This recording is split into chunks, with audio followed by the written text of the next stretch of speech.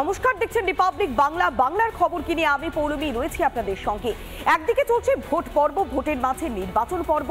নির্বাচনে যখন প্রচার পর্ব চলছে তার মাঝে এসএসসি, এসএসসি নিয়ে বড় মাথা ব্যথা হয়ে গিয়েছে রাজ্যের শাসক দলের। কেননা এসএসসি মামলাতে আজ আদালতে রীতিমতো ভৎসনার মুখে পড়তে হয়েছে রাজ্যকে।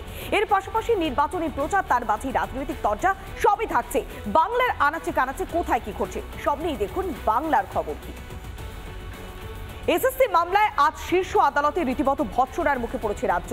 প্রায় 26,000 চাকরি বাতিলে হাইকোর্টের রায়ের ওপরে যে স্থগিতাদেশ, সেই স্থগিতাদেশ দিল না সুপ্রিম কোর্ট। কেননা এক প্রস্থ আলোচনা যখন হচ্ছিল তখন বারবার রাজ্যের পক্ষ থেকে আবেদন করা হচ্ছিল সুপ্রিম কোর্টে, আর এরপরেই সেখানে স্থগিতাদেশ দেওয়া হয়নি সুপ্রিম কোর্টের পক্ষ থেকে। প্যানেল বহির্ভূত চাকরিকে সম্পূর্ণ জালিয়াতি বলে জানিয়ে দিল শীর্ষ আদালত। আগামী সোমবার মামলার পরবর্তী শুনানি। 2016 সালের এসএসসির গোটা নিয়োগ প্রক্রিয়া বাতিল করেছিল কলকাতা হাইকোর্টের ডিভিশন বেঞ্চ। সেই রায় আপাতত মিলল না সুপ্রিম স্থগিতাদেশ। রাজ্যের পক্ষ থেকে যোগ্য অযোগ্যদের তালিকা বানানোর আবেদনও থোপে টিকল না। উত্তরপত্রের প্রতিলিপি নষ্ট করা হলে যোগ্য অযোগ্যদের বাছাই করা হবে কি উপায়, তা আদৌ কি সম্ভব? নিয়োগের প্রতিটি ধাপে নিয়ম ভঙ্গ হয়েছে, বেআইনি হয়েছে, দুর্নীতি হয়েছে। আজকে প্রধান বিচারপতি বেঞ্চ সেটা বুঝতে পেরেছে যে শুধুমাত্র এই সুপার নিউমেরিক পোস্ট ক্রিয়েশনে ওরা অনেক কান্নাকাটি করেছে, সেই সংক্রান্ত একটা স্টে দিয়েছে এবং সেটা আমি মনে করি সাময়িক এবং খুব স্বাভাবিকভাবে এটা সাময়িক স্টে এবং অন্যান্য অংশে কোনো স্টে নেই। নিয়োগ দুর্নীতিতে শীর্ষ আদালতে বারবার বেকায়দায় পড়েছে এই রাজ্য। এরই মাঝে ফের বিজেপিকে কাঠগড়ায় তুললেন তৃণমূল নেত্রী মমতা বন্দ্যোপাধ্যায়। মানুষ কাঁদছে, ওরা হাসছে, চাকরি যাচ্ছে, ওরা হাসছে। শিক্ষকদের চাকরি না দিয়ে চাকরি খেকেও ভাগ, এদের বিরুদ্ধে বলুন চাকরিও বন্ধ, তোমার ভোটও বন্ধ। নির্বাচনী প্রচারের ময়দানে দুর্নীতি ইস্যুতে রাজ্যকে কাঠগড়ায় তুললেন বিরোধী দলনেতা শুভেন্দু অধিকারী। আমার দুটো বিষয় পরিষ্কার। বিরোধী দলনেতা হিসেবে আমি চাই মন্ত্রিসভা জেলে যাক, কারণ এই সমস্যা তৈরি করেছেন মমতা ব্যানার্জি। এর জন্য যদি কেউ দায়ী থাকেন, 22 সালের 5ই মে ক্যাবিনেটে পৌরোহিত্য করা মমতা ব্যানার্জি দায়ী, এক এবং একমাত্র। রাজ্যের হাতে নেই উত্তরপত্র বা তার প্রতিলিপি, তারপরেও যোগ্য অযোগ্য তফাৎ কিভাবে, সরাসরি সেই বিষয়ে বিস্ময় প্রকাশ করেছেন স্বয়ং সুপ্রিম কোর্টের প্রধান বিচারপতি। তাই প্রশ্ন, আরো কত শাক দিয়ে মাছ ঢাকার চেষ্টা করবে রাজ্যের শাসক দল? আরো কতদিন চাকরি নিয়ে দুর্নীতির শিকার হবে বাংলার শিক্ষিত বেকাররা? রিপাবলিক বাংলা। সন্দেশখালীতে চলবে সিবিআই তদন্ত। সিবিআই তদন্তে স্থগিতাদেশ দিল না সুপ্রিম কোর্ট। তৃণমূল নেতা শেখ শাহজাহানের বিরুদ্ধে জমি দখল, নারী নির্যাতনের ঘটনায় কেন সিবিআই তদন্তে আপত্তি জানাচ্ছে রাজ্য? সোমবার রাজ্যকে সে প্রশ্নটাই করেছে দেশের শীর্ষ আদালত। আগামী জুলাই মাসে মামলার পরবর্তী শুনানি এবং একই সঙ্গে ইডির পক্ষ থেকে একাধিক বিস্ফোরক দাবি করা হয়েছে। কেননা বারবার যখনই বয়ান সামনে এসেছে তখনই একের পর এক বিস্ফোরক অভিযোগ সামনে এসেছে। নগর দায়রা আদালতে শেখ শাহজাহান মামলায় বিস্ফোরক দাবি করেছে ইডি। শেখ শাহজাহানের দখল করা জমির টাকা গিয়েছে রাজ্যের 2 থেকে 3জন মন্ত্রীর কাছে। সন্দেশখালী থেকে উদ্ধার হওয়া অস্ত্র আর্থিক তছরূপের অংশ বলে আদালতে দাবি করেছে ইডির আইনজীবী। 13ই মে পর্যন্ত শেখ শাহজাহান সহ 4 জনকে জেল হেফাজতের নির্দেশও দেওয়া হয়েছে।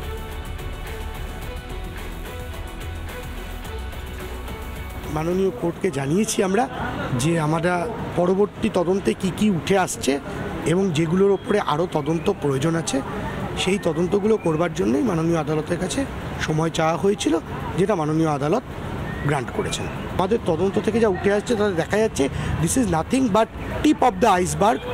আরও অনেকটা আইসবার্গ বাকি রয়েছে, সুতরাং সেটা তদন্ত সাপেক্ষ উঠে আসবে। অনেক বেনিফিশিয়ারির নাম উঠে আসছে যেগুলো তদন্ত করতে হবে। তরতর করে চড়ছে তাপমাত্রার পারদ, কিন্তু তার মাঝেও থমকে নেই নির্বাচনী তাপমাত্রা। এক এক করে বিভিন্ন জায়গায় চলছে জোর কদমে প্রচার পর্ব। আর এবার যেখানেই তৃণমূলের দুর্নীতিকে ফাঁস করতে চলেছেন একের পর এক বিরোধী নেতারা। কেননা ঠিক যখনই উন্নয়নের জোয়ারে গা ভাসিয়ে তারা যখন এগিয়ে যাচ্ছে, ঠিক ভোট পেতে লড়াইয়ের ময়দানে নেমে পড়েছে বিজেপি। এমন সময় বাংলায় তৃণমূলের হয়ে প্রচারে ঝড় তুলতে দেখা গিয়েছিল মহাগুরু মিঠুন চক্রবর্তীকে। সেটা এখন অতীত। জানি মিঠুনকে আক্রমণ করতে ছাড়েনি তৃণমূল নেত্রী মমতা বন্দ্যোপাধ্যায়। এবার সেই বীরভূম থেকে সেই মমতাকে কড়া জবাব দিলেন মহাগুরু মিঠুন চক্রবর্তী। আমি যদি গদ্দার হই তাহলে আপনি গদ্দারি, আমি যদি গদ্দার হই তাহলে আপনি গদ্দারি।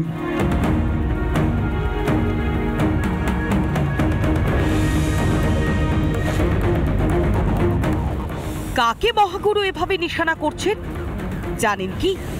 তিনি আর কেউ নয়, তিনি হলেন আমাদের রাজ্যের শাসক দলের নেত্রী। কেন হঠাৎ তৃণমূল নেত্রীর ওপরে এতটা রেগে গেলেন মিঠুন? এই ঘটনার সূত্রপাত করেছেন মমতা বন্দ্যোপাধ্যায় নিজেই। চলতি মাসে ইসলামপুরে জনসভা থেকে মিঠুনকে গাদ্দার বলে আক্রমণ শানিয়েছিলেন তৃণমূল নেত্রী মমতা বন্দ্যোপাধ্যায়। শুনুন তিনি ঠিক কি বলেছিলেন। জিজ্ঞেস করুন বিজেপি বাবুদের, ইলেকশনের সময় এই মিঠুন চক্রবর্তীকে আমি রাজ্যসভার এমপি করেছিলাম, কিন্তু আমি জানতাম না ও বাংলার আর একজন বড় গদ্দার RSS অফিসে গিয়ে মাথা নিচু করে দিয়ে এসেছিল শুধু নিজের ছেলেকে বাঁচানোর জন্য। আপনাদের মনে পড়ে? সেই ভয়ে রাতারাতি গদ্দার চলে গেল মুম্বাইতে RSS এর অফিসে, আর গিয়ে বলছে আমি বিজেপির সেবক আছি। সেই সূত্র ধরেই সোমবার বীরভূমে বিজেপি প্রার্থী দেবতনু ভট্টাচার্যের সমর্থনে প্রচারে গিয়ে মমতাকে কটাক্ষ করলেন মহাগুরু মিঠুন চক্রবর্তী। আমিও তো কারোর সন্তান, আপনি ওপেনলি একজনকে গদ্দার বলছেন। আমিও তো কারোর বাবা, আমার 4টে ছেলে মেয়ে আছে, আমি কারোর হাজব্যান্ড, আমি কারোর ছেলে, আমার বাবা মা মারা গেছে, আমি তো কারোর সন্তান। এবার আপনার আমার গালাগাল দিলে আপনাকে আমি গালাগাল দেবো, আপনি মেয়ে বলে ছাড় পাবেন। কারণ রামায়ণে যখন সীতা মা আছে, সুপর্ণাও আছে। আমি যদি গদ্দার হই তাহলে আপনি গদ্দারি। এদিন নলহাটিতে মিঠুন চক্রবর্তী রোড শোয়ে জনসমর্থন ছিল চোখে পড়ার মতো। দাবদাহ উপেক্ষা করে রাস্তার দুধারে ছিল বহু মানুষের ভিড়।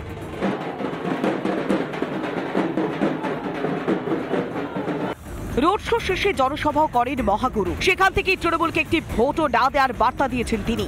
কেন শাসককে ভোট নয় তার কারণও বাতলে দিয়েছেন তিনি। ভোট দেওয়ার আগে 5 মিনিট ভাববেন, এই পার্টি কি দুর্নীতিগ্রস্ত পার্টি? না। এরা কি কয়লা চুরি করে? না। বালি চুরি করে? না। গরু পাচার করে? না।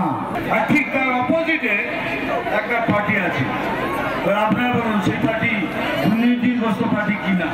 তিহার থেকেই খেলা হবে হুঙ্কার দিয়েছে শাসক দল। এই বীরভূমে এবার লোকসভায় পদ্ম বিকশিত করবার বার্তা দিলেন মিঠুন চক্রবর্তী। মনোরঞ্জন চ্যাটার্জি ও তনয়া ঘোষের রিপোর্ট, রিপাবলিক বাংলা। সত্যি তীব্র গরমকে উপেক্ষা করে মহাগুরুর মহাপ্রচারের ছবি দেখাচ্ছিলাম। তবে এবার নির্বাচনের ময়দানে সবথেকে বড় ইস্যু কি বলুন তো? CAA। সিএর জন্য ইতিমধ্যে আবেদন করেছে 10,000 মতুয়া, এমনটাই জানালেন বনগাঁর বিজেপি প্রার্থী শান্তনু ঠাকুর। আর এই মন্তব্য করার পরেই তাকে মিথ্যেবাদী বলে আখ্যা দিলেন কে? তার তৃণমূল প্রার্থী বিশ্বজিৎ দাস। এক কথায় শাসক বিরোধী তরজায় CAA নিয়ে সরগরম হয়েছে নির্বাচনী প্রচারের ময়দান। এর মধ্যেই আমাদের এখন এই মুহূর্তে 5 লাখ সদস্য আছে যারা কার্ড হোল্ডার। এদেরকে আমরা স্টার্ট করেছি CAA অ্যাপ্লিকেশনের জন্য। অলরেডি শুরু, আমরা প্রায় 10,000 অ্যাপ্লিকেশন করে দিয়েছি। CAA লাগু হওয়ার পরেই খুশির আবহ দেখা গিয়েছিল মতুয়াদের মধ্যে। যতই মমতা বন্দ্যোপাধ্যায় CAA এর বিরোধিতা করুক না কেন, তার কোনো প্রভাবই পড়েনি মতুয়াদের ওপরে, দাবি বনগাঁর বিজেপি প্রার্থী শান্তনু ঠাকুরের। যারা ভারতবর্ষে এসেছে বাংলাদেশ থেকে, তারা অবশ্যই বাংলাদেশের নাগরিক, ভারতের নাগরিক তারা নয়। তাদেরকে ভারতবর্ষের সিটিজেনশিপ নিতে হবে, এটাই সাধারণ নিয়ম। পশ্চিমবঙ্গের তৃণমূল সরকার কি বলছে না বলছে সেটা নিয়ে কোনো যায় আসে না। 10,000 অ্যাপ্লিকেশন অল ইন্ডিয়া মতুয়া মহাসংঘ খাতা ধরে ধরে এদেরকে করে দিয়েছে। শান্তনু ঠাকুরের এমন মন্তব্যের বিরোধিতা করবে না তৃণমূল, তা আবার হয় নাকি? শান্তনু ঠাকুরকে আক্রমণ করলেন বনগাঁ তৃণমূল প্রার্থী বিশ্বজিৎ দাস। শান্তনু ঠাকুর মিথ্যা কথা ছাড়া অন্য কিছু বলে না। বিজেপি যে হারে মিথ্যা কথা বলে, শান্তনু একটা কাজ করেছে 5 বছর, এটা খুব রপ্ত করেছে। সেই মিথ্যা কথা বলা শুরু করেছে। ওর এখন পায়ের তলায় মাটি নেই, ও পাগল হয়ে গেছে। যার জন্য ভুল বকা শুরু করেছে, কি বলছে ঠিক নেই। শান্তনু ঠাকুরের মন্তব্যকে ঘিরে শুরু রাজনৈতিক চর্চা। সুযোগ পেলে সিএর বিরোধিতা করতে দেখা যাচ্ছে তৃণমূলকে। লক্ষ্মীর ভান্ডার আর সিএএ জুজুই কি এবারে নির্বাচনে তৃণমূলের মূল হাতিয়ার? উত্তর 24 পরগনা থেকে টিটপ বিশ্বাসের রিপোর্ট, রিপাবলিক বাংলা।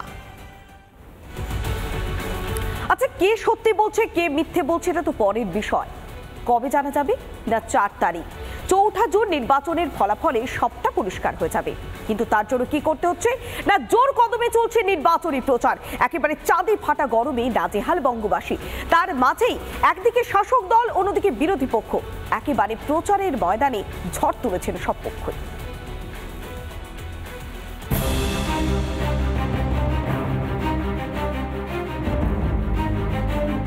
গরমে কাহিল গোটা দক্ষিণবঙ্গ। টানা 40 ডিগ্রি সেলসিয়াসের উপরে থাকছে তাপমাত্রা। তাপপ্রবাহ চলছে রোজই। এমন পরিস্থিতিতেও জারি রয়েছে নির্বাচনী প্রচার। দিন রাত এক করে প্রচার চালিয়ে যাচ্ছেন প্রার্থীরা। অনুব্রতহীন বীরভূমে প্রচারে ঝড় তুললেন মহাগুরু মিঠুন চক্রবর্তী। বিজেপি প্রার্থী দেবতনু ভট্টাচার্যের সমর্থনে প্রচারে নামেন তিনি। নলহাটি টেম্পল রোড থেকে রোড শো করেন তিনি। প্রচন্ড গরম উপেক্ষা করে মেদিনীপুরে এগরার বিভিন্ন এলাকা এবং গ্রামে গ্রামে প্রচার করেন বিজেপি প্রার্থী অগ্নিমিত্রা পল। প্রচারের মাঝেই এগরার বালিখাইয়ে সুপ্রাচীন জগন্নাথ মন্দিরে পুজো দেন তিনি। সন্দেশখালির বিরুদ্ধে, আজকে আমাদের ছেলে মেয়েগুলো চাকরি গেল তাদের বিরুদ্ধে, আজকে রেশন চুরি করেছে তার বিরুদ্ধে, আজকে কোনো স্বাস্থ্য পরিষেবা নেই তার বিরুদ্ধে, আজকে কেন্দ্রীয় প্রকল্পের সুবিধা আমরা কেউ পাচ্ছি না তার বিরুদ্ধে। প্রতিটি ভোট পড়বে, সাধারণ মানুষের গর্জনে নবান্ন কেঁপে উঠবে। এদিন ভিন্ন মেজাজে প্রচারের ময়দানে দেখা গেল হুগলির বিজেপি প্রার্থী লকেট চট্টোপাধ্যায়কে। সকাল সকালে তিনি চন্দননগর স্ট্যান্ড চত্বরে বিভিন্ন প্রাতঃভ্রমণকারীদের সঙ্গে কথা বলে খোঁজ নেন তাঁরা কেমন আছেন। স্থানীয়দের সঙ্গে জনসংযোগের পাশাপাশি চায়ের দোকানেও আড্ডা দিতেও দেখা যায় লকেটকে। মানুষের আশীর্বাদ আছে। এখানে যেভাবে দুর্নীতি চলেছে মানুষ কিন্তু তৃণমূলকে চাইছে, মানুষ একদম বর্জন করেছে তৃণমূলকে। এবার আমাদের উচিত, আমাদের যারা কর্মীরা আমরা রয়েছি, আমরা সবাই কি করে মানুষের কাছে পৌঁছচ্ছি, দুর্নীতিটাকে তুলে ধরছি এবং মানুষ আমাদের সেই দুর্নীতিটাকে, তৃণমূলের দুর্নীতি দেখে মানুষ আমাদেরকে ভোট দেবে। সোমবার হুটখোলা গাড়িতে করে বেলডাঙ্গার মির্জাপুর 1 এবং মির্জাপুর 2-এ প্রচার সারলেন বহরমপুরে কংগ্রেস প্রার্থী অধীর রঞ্জন চৌধুরীও। রিপাবলিক বাংলা।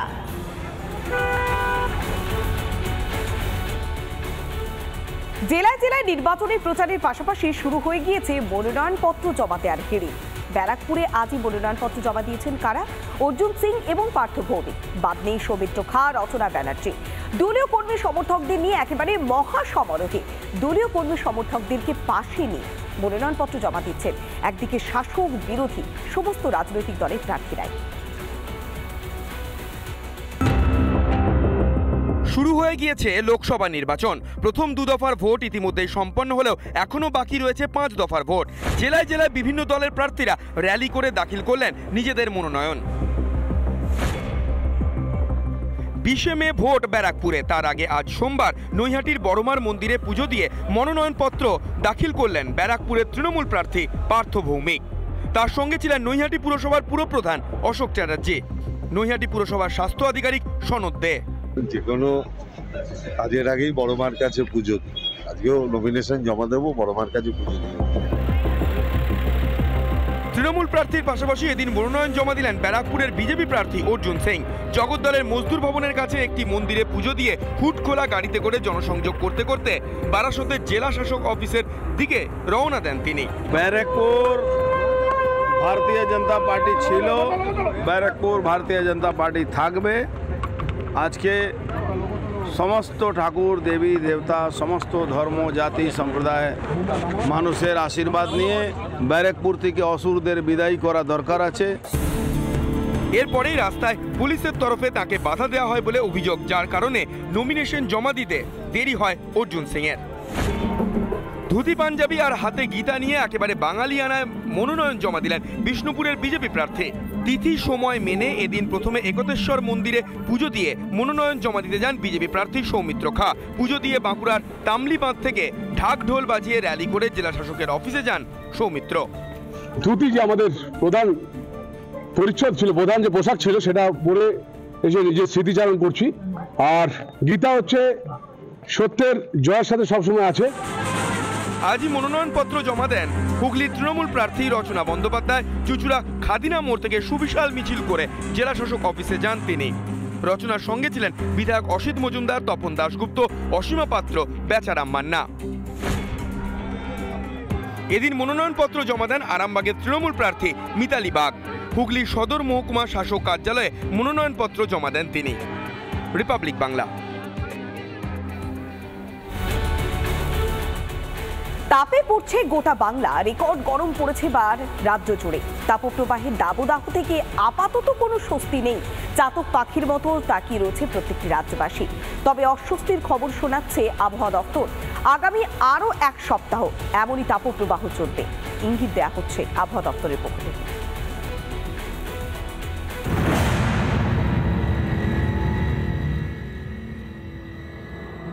তীব্র তাপপ্রবাহে জ্বলছে রাজ্য। দেখা নেই বৃষ্টি। সব জেলার তাপমাত্রা 40 ডিগ্রি বেশি।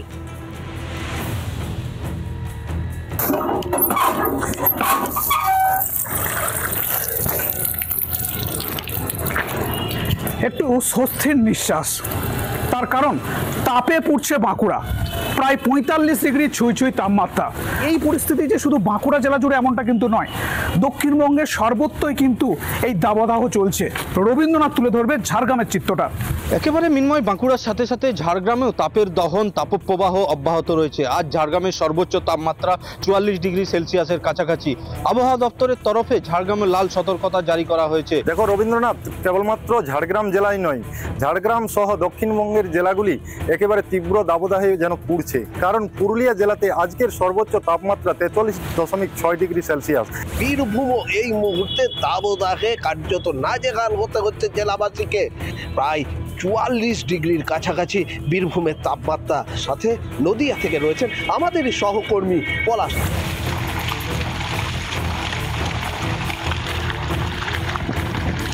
তুমি মনোরঞ্জন ঠিকই বললে, প্রচন্ড দাবদাহ চলছে গোটা রাজ্য, গোটা বাংলা। আমি এখন দাঁড়িয়ে আছি নদিয়াতে। এখানে 42 ডিগ্রির কাছাকাছি তাপমাত্রা। নামবে ঝমঝম করে বৃষ্টি, সেদিকেই তাকিয়ে নদিয়াবাসী, গোটা রাজ্য। আমি চলে যাবো আসানসোলে। কি আরাম। দেখো এই মুহূর্তে আসানসোল শিল্পাঞ্চলের একেবারে সূর্য মাথার উপরে, রাস্তাঘাট একেবারে শুনশান। যেখানে পানীয় জলের নল রয়েছে সেখানে একটু মানুষ পানীয় জল নিয়ে নিচ্ছে ঠান্ডা। রমেনদা, এই মুহূর্তে দুর্গাপুরের যে তাপমাত্রা এবং সেখানকার সাধারণ মানুষের কি পরিস্থিতি? প্রচণ্ড লু বইছে, গরম হাওয়ার দাপট। রাস্তাঘাটে আমি তো দেখাতে বলবো, রাস্তাঘাটে লোকজন কার্যত নেই, ফাঁকা। চাতক পাখির মতো মানুষ তাকিয়ে আছে যে কবে একটু বৃষ্টি হবে, তাপমাত্রার যে পারদ যে চড়া সেটা হয়তো কিছুটা কমবে।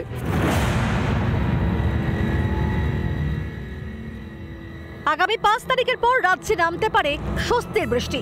পূর্বাভাস হাওয়া অফিসের। রিপাবলিক বাংলা।